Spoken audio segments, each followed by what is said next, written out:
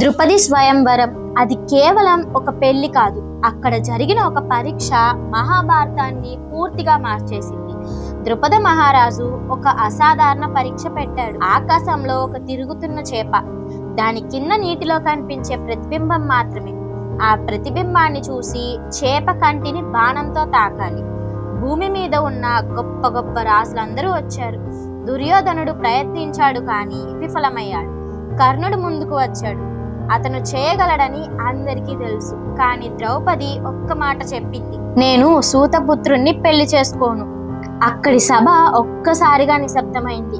అప్పుడే ఒక బ్రాహ్మణ వేషంలో ఉన్న యువకుడు ముందుకు వచ్చాడు. అతను విల్లు ఎత్తాడు. నీటిలోని ప్రతిబింబాన్ని చూశాడు.